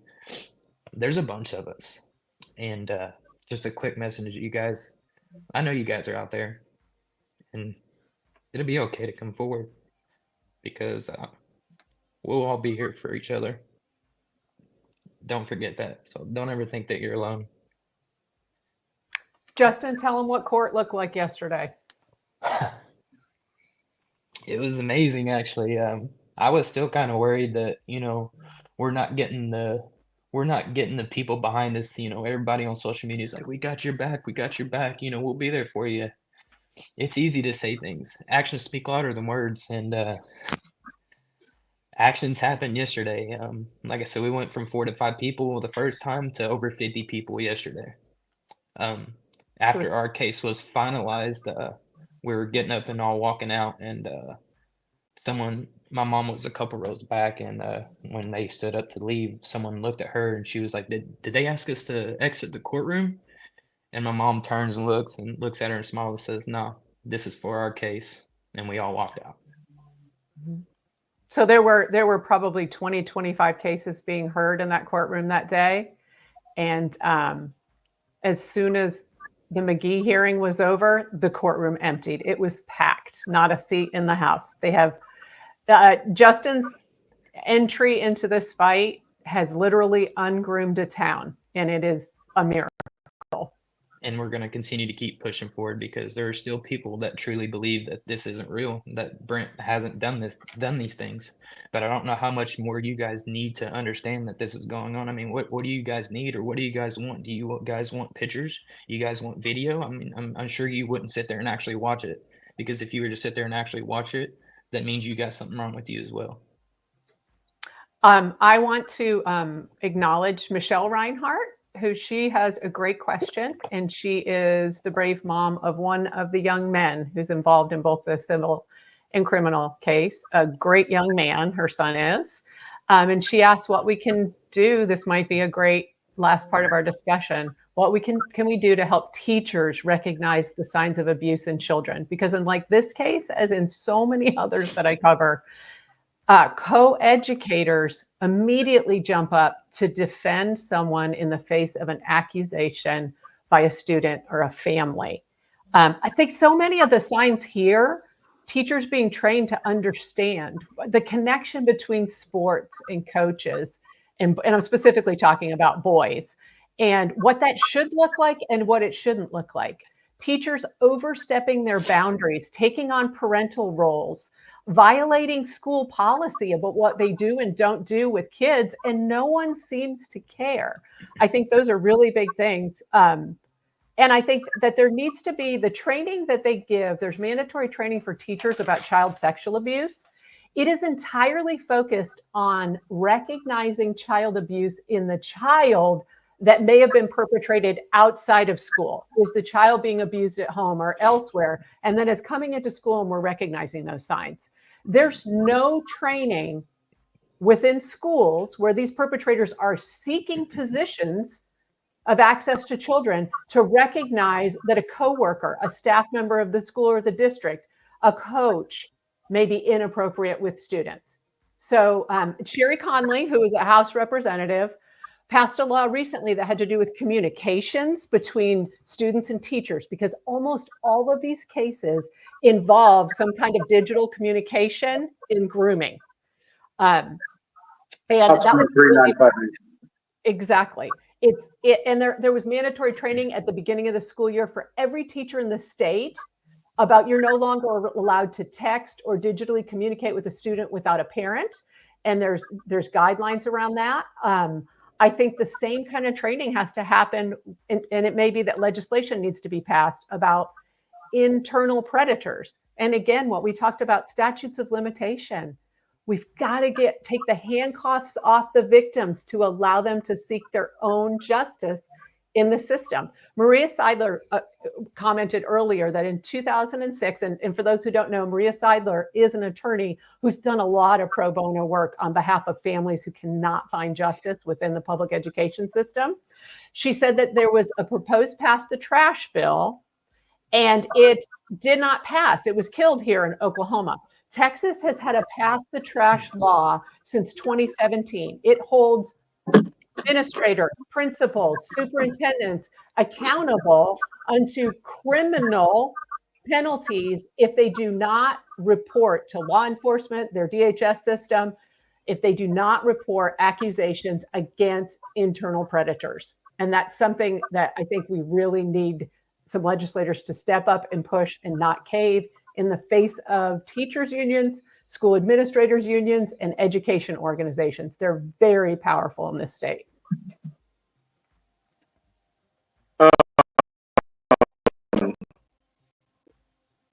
Signs. What can teachers look for? I can kind of go for that. I actually had a real good friend of mine from high school. She reached out to me, and she sat next to me in biology class. And she said, now looking back at school, Casey, I remember all the times that you would come back to school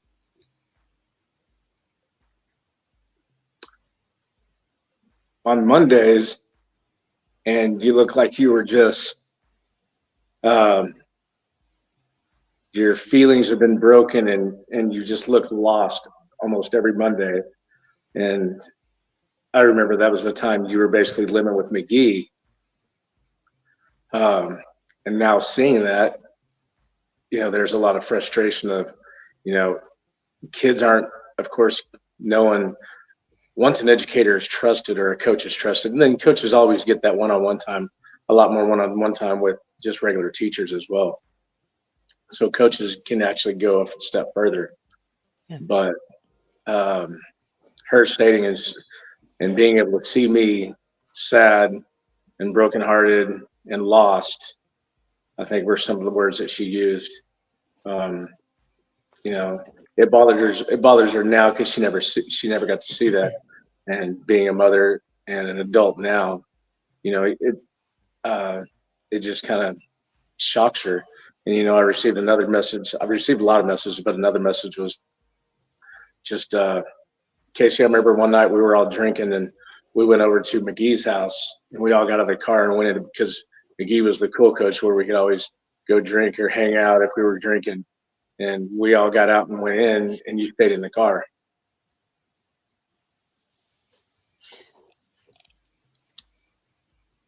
So they're clear. I mean, you stated a few really clear signs. Educators, coaches, staff members having one-on-one time with students that's not required. that's not necessarily helpful, that is only based on athletics. I mean, this isn't math tutoring we're talking about here. Those things have been celebrated instead of seen as red flags. Correct.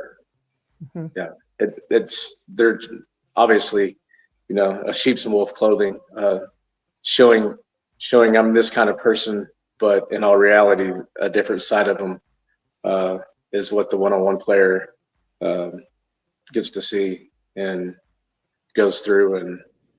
And your smile is only so big, and you try to smile all the time like nothing's ever going to hurt you. And a lot of people don't understand the weight or the gravity that you go through life with just always smiling.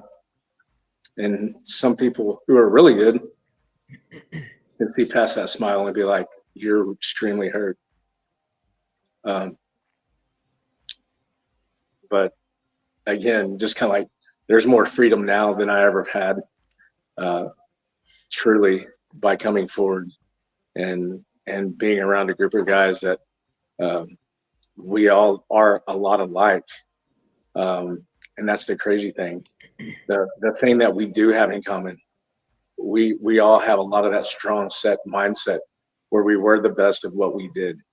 We were extremely great athletes. We did come from single family homes or troubled homes. And it's not our fault. And once we are able to talk about this, the weight lifted off our shoulders is tremendous. And you do sleep better at night. You do feel better about yourself. And you do get to start growing and living and thriving once again, just by being able to speak about this to two brothers that in arms that you've been in battle with the McGee's, basically. Because you've been with the devil, and once the dark comes to light, God wins. And you do feel extremely better because you are out there saving lives and you are making this a better country. You are being proactive instead of inactive. And that's the key. That's the only way we're going to make a better place, a better world is it's like any construction business. You always clean it up, make it cleaner than when you first got there. So that's just like changing the laws that need to be changed. Yeah, they are good to what a lot of people think, but can there be much better? Absolutely, 100%. Because now we know without a reasonable doubt that those laws can be outdated because of my case alone and the statute of limitations. So allowing these men who are married, who are in relationships, that's the hardest thing for a guy to come forward and admit to that they did these things, because there's a lot of self-blame, because us being a lot of alpha type men, these are the type of people that Brent goes after. And when your morale and your soul has been crushed to no belief, and you finally understand that, yeah, maybe I was molested. Coming out has been the best thing in the world. Not only do you repair your soul and your life again, but you repair all your relationships when you get to grow. And then you get to put the bad guys in prison at the end of the day and let them rot in hell. Excuse me. There you go. Well, I wanted to point out something that Maria just said, but there's evidence that the teachers did know what the coach was doing, but they still turned a blind eye. April Grace admitted that she'd advised the board to fire the coach, but they refused.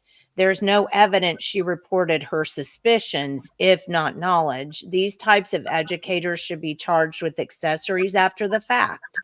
Schools that pass the trash should be found guilty of child endangerment. So I think, probably getting Maria to try to help us write some laws, because it is clear that we need to have some kind of a pass the trash law. I mean, there's just no way around that. And why we couldn't get that done, honestly, is just like Julia said something before. It's like the legislators want to protect pornography in school. I mean, that's what they want to do. So we've got to be a lot more strenuous about stopping this. It's just so painful. I mean, as a mom of sons, it's just horribly painful to listen to you guys' story. And I just, want to hug you and say, God, I'm so sorry. It's heartbreaking. I mean, it is. And I would say about the potential pass the trash law, it needs to be incredibly mindful of the self-protectionism within any system, especially public education. You're asking teachers to violate what they're told is a policy, to report all abuse, anything they hear, anything they suspect, right to administrators who so many times are either letting this person step down and move on, or in this case, we had the most massive conflict of interest I can imagine. The perpetrator's wife was the superintendent. Yeah. It's a very hard situation for teachers to be able to come forward when, particularly a town like Wetumka, you've been there your whole life, you became a teacher there. You don't want to drive to some other town to be a teacher. You want to teach there. And if you do this, you're not going to teach there. So we need to have some kind of mechanism that understands these people seek positions of power, and we need to be able to bust them up and deny the conflicts of interest. Yeah. And this is a great comment, Casey. You're not exaggerating when you say these laws can save lives. Thank you. This type of abuse killed my little brother. If there were a way for him to have gotten help, he may still be with us today. So, I mean, if that's not a huge, thumbs up to what you guys are doing here, I don't know what is. Mm-hmm. I truly believe you need to have a task force going to junior high to junior high and talk about grooming. I mean, you have to reach them at an early age. I mean, and it's sad that you got to start so early, but if you don't start so early, it's already too late. Where do you start? 6th grade, 7th grade, 8th grade? You have to have a task force of a group of individuals, victims, survivors, to go to these schools. And, back in the day when I was in high school, there were people that would come to your high school and you would go to the auditorium and they would teach you about this or teach you about that. What needs to happen is, we need to go back to the basics.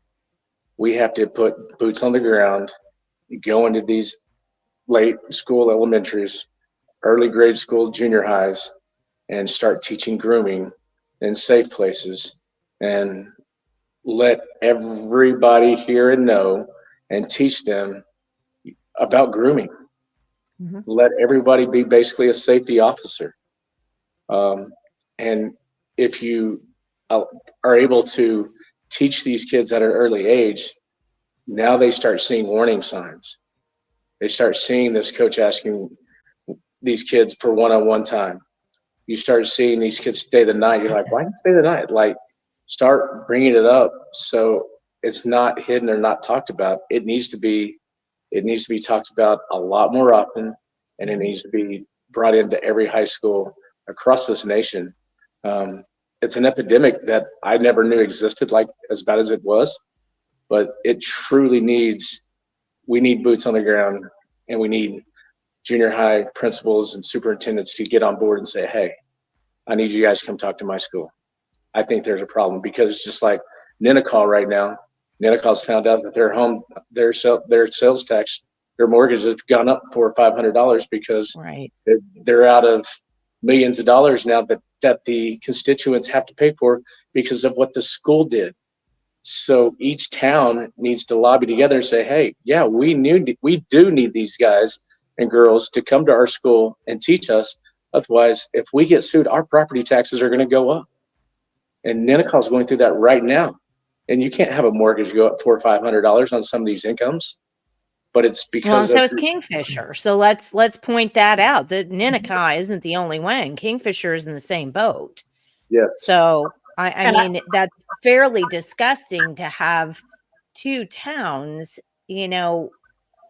where that kind of thing is happening. And that's the other thing. Why are the taxpayers on the hook for that?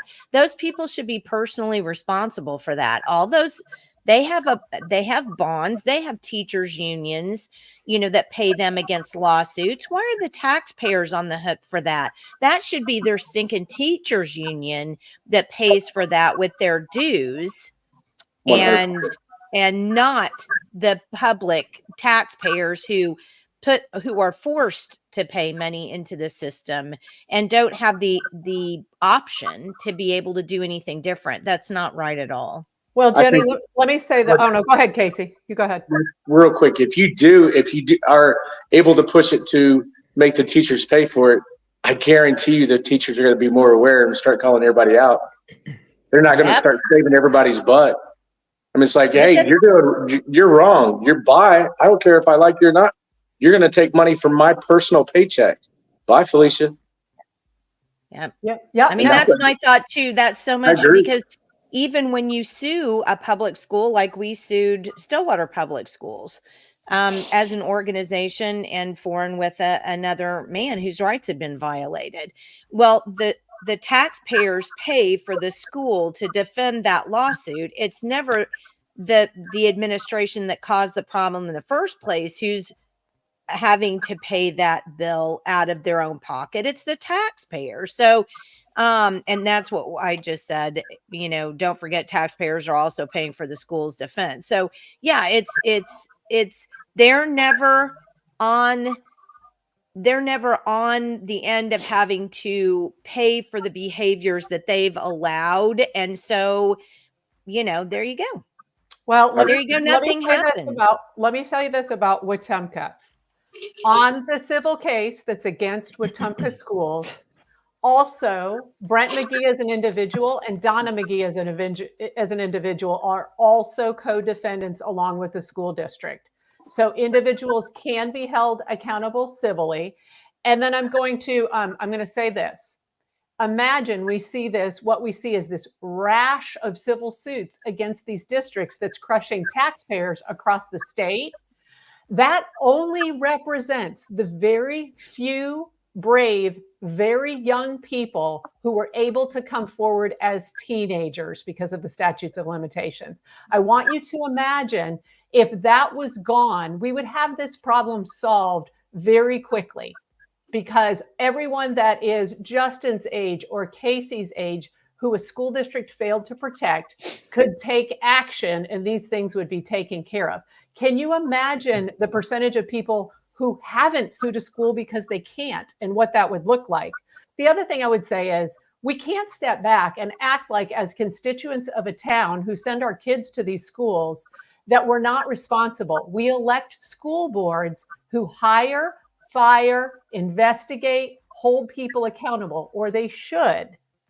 So if the constituents of the town are not going to those school board meetings, holding these people accountable, making sure their kids are safe in that way that we're allowed as citizens, it's going to go off the rails. We do have somewhat of a responsibility. We can't just say everything's gone wrong. All these kids have been harmed in the school, but I shouldn't have to pay for it.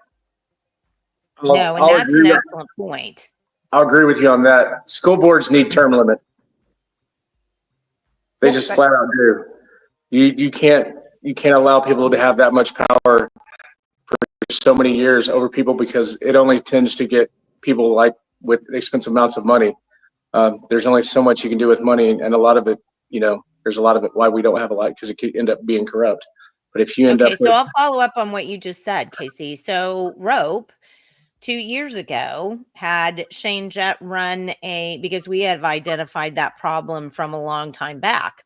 So Rope actually had Shane Jett run a bill to limit school board just how long a term could be.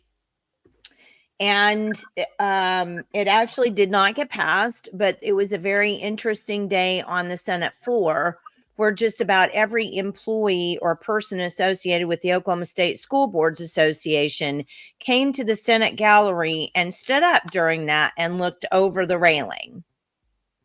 Mm-hmm. Just saying. It actually happened. I was there. I saw it. So you want to actually have some accountability in the state, you get rid of OSSBA. Mm-hmm. Right.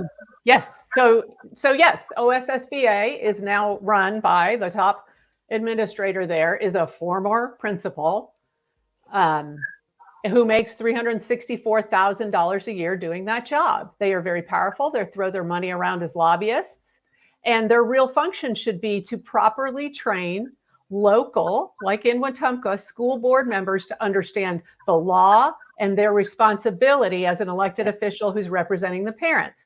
So we have huge problems here, and we're seeing those conflicts play out in that those people are right now attacking the current state school board and our current state superintendent who's working against their personal interests. Yeah. Okay. Well, I hate to do this, but we're at almost 2 hours. So Nice.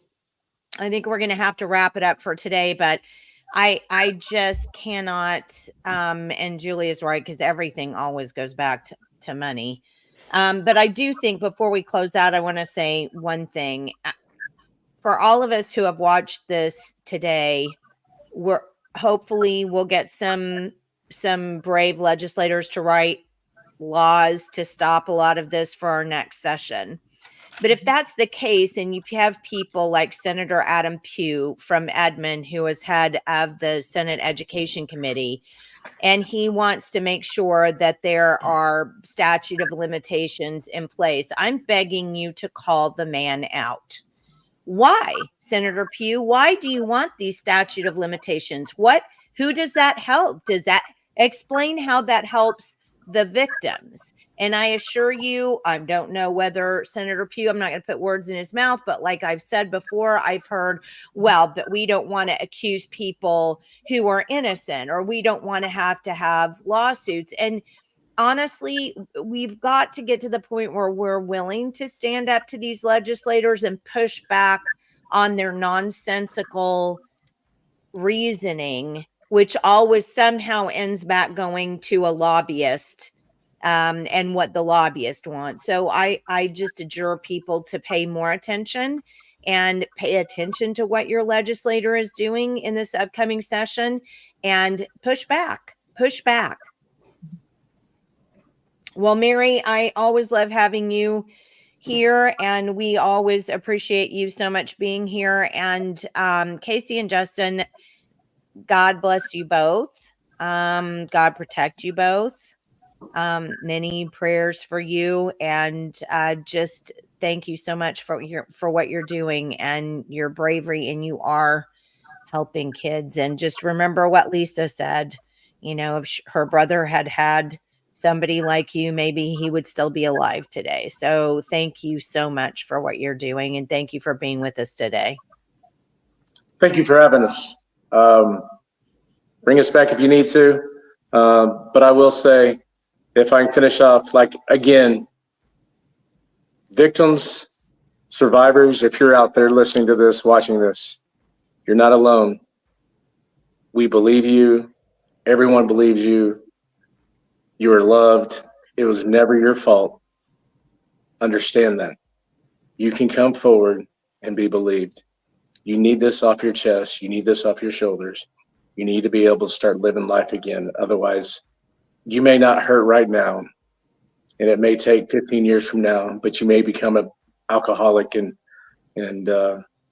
lose your life to drinking because you hide this so well. Stop hiding it. The truth honestly does set you free. And Casey, how can people reach you? They can reach me at caseyyoakum@gmail.com, or you can call me at 405-788-2100. Okay, Casey Yoakum at gmail.com. Okay, got it. Make sure I spelled it right. Yes, ma'am, you did. Okay, so there you go. If you'd like to get in touch with Casey, he's very open. Give him an email. Call him or email him and talk to him. So absolutely. All right, guys. Thank you so much for being with us. Justin, thank you very much. Thank you, ma'am. Casey, thank you. And we'll keep in touch and see how this goes. So thank you. And we'll let you go for now. Thank you, Mary. Thank you for having us. See you, Justin. Thank you, guys. See you guys. Take care. Mary, brave men. Courage. The amount of courage, Jenny, that it takes from those guys. I mean, unbelievable. Yep. They are heroes. I tell them all the time that they are heroes. They're saving more than one community. And I also don't want to forget Zach and Brandon. To do this at that young age is amazing. These are the kind of truths I want to bring to light. And I challenge other journalists: when a victim comes to you, we do not have to have a suspended teacher. We do not have to have an arrest. You can tell somebody's story. Well, and I also want to point out too, and Ashley, you're very sweet. But I want to point out, I mean, we talked a lot about the guys today, and for a reason. I mean, that's what's going on right now. But again, I don't want to forget Ashley's story too, you know? Yeah. So it's when you come forward, and Ashley, I think you've got an email that you reach out to girls with too, don't you? If you do, would you type it in here and I'll throw it up for people? I am so unhappy. Julie, I think I'll go cry for a few minutes and pray for a long while. That's true. And then here's another one from Maria this is the other thing. We've got to watch who we're electing for our DAs. I've been very, very disappointed to hear so many stories of just corruption. And like you said earlier, this what do you want? Incestuous kind of relationships in their communities where they don't, I can't really do anything about that person because that person is in this community. We've got to stop that. It's like Casey said, wrong is wrong. You can't make wrong right. It doesn't happen. It's simply not right. So, I mean, wrong is always going to be wrong. So that's another thing we've got to do. People, pay attention to who your DAs are. Who are your DAs? Are they doing the right thing? Are they Are they just worried about fentanyl? I'm not saying that that's not an issue, but there are way more other issues in the county than just drugs. And it doesn't matter how many convictions your DA gets. It's what are they convicting? Who are they convicting? What cases are they prosecuting? That's what's the most important. So don't let a DA snow you into saying, oh, hey, well, I've got so many convictions. That's only part of the story. That's only part of the story. So pay attention to your DAs. Agreed. We could actually do a whole other show about just child sexual abuse in public education and those who are caught and what the original charges are, and then what they're actually convicted on. There's so much plea bargaining and dropping of charges and taking things down so the person can keep their teaching certificates and getting underneath that felony level. That would be a whole other show. You're correct.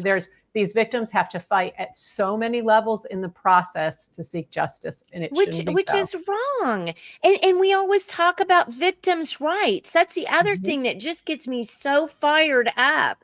So many DAs will go victims' rights, and legislators will talk about victims' rights, but then they don't want to do something that's going to be helpful, like getting rid of the whatever that I can't think of the name of, the statute of limitations. So I don't know. I'm so frustrated, but I can't thank you enough, Mary, you're the first journalist, I think, isn't this true, Michael, in the whole state of Oklahoma who's touched any of this? Yeah. Well, I think Casey made mention, that no one else even wanted to even listen.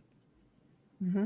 And God at work, everybody's got a small piece to play. And I remember my very first conversation when I reached out to him was, I can see you shouting from the alone in the forest here, and I will tell your story, but you need to know this is going to be a long fight. And I said the same thing to Ashley Rowland about her group of girls at Little Axe. It should not have to be this long of a fight, but it is. Yeah. But we'll keep going. Yeah. Well, and I hate that we have to, but we do, and that's just the way it is. So, hey, progress here. Progress is happening on all fronts. And one thing I am glad about is that we do have a podcast now so that this can get out, because that is the one. I mean, we've had a huge audience this morning, and I don't think it's because people want to hear the icky details. I think it's because people want to know what's going on and how to stop it, because they love kids and want kids to be protected.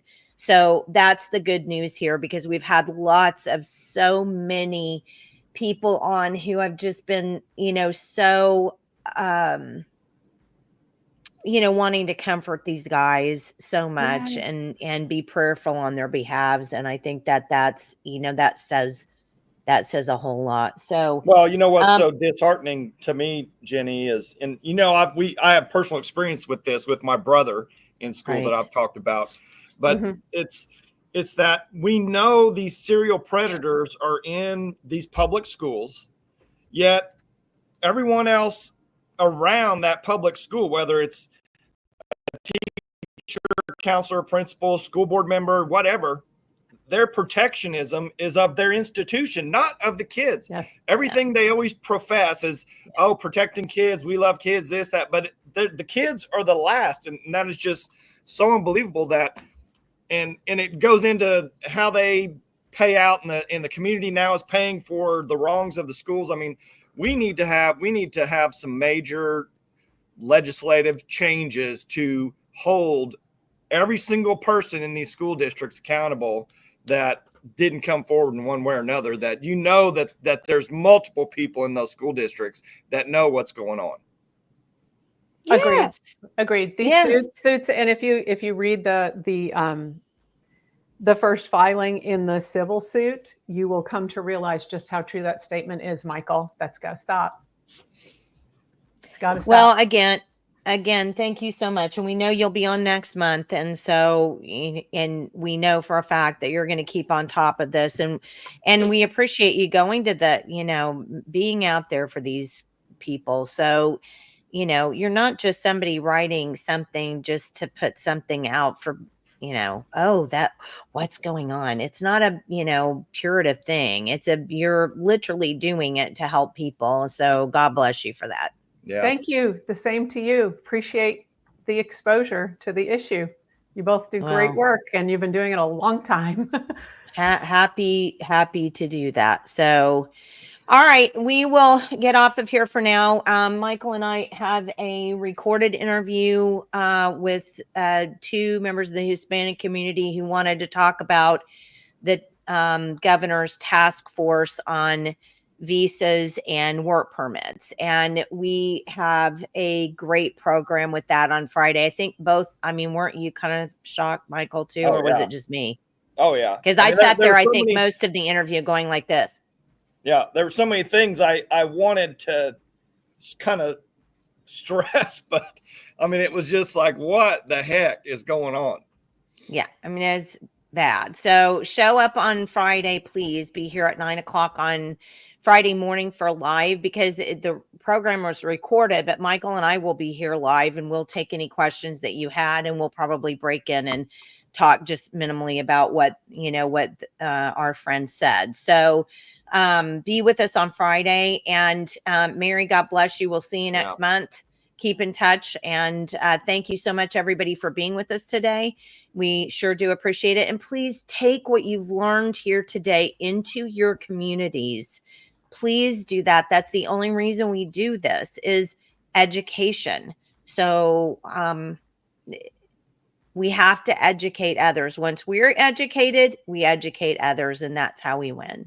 So have a blessed day. Stay warm. It's chilly. And we'll see you again on Friday morning at 9 a.m. So thank you very much for being with us.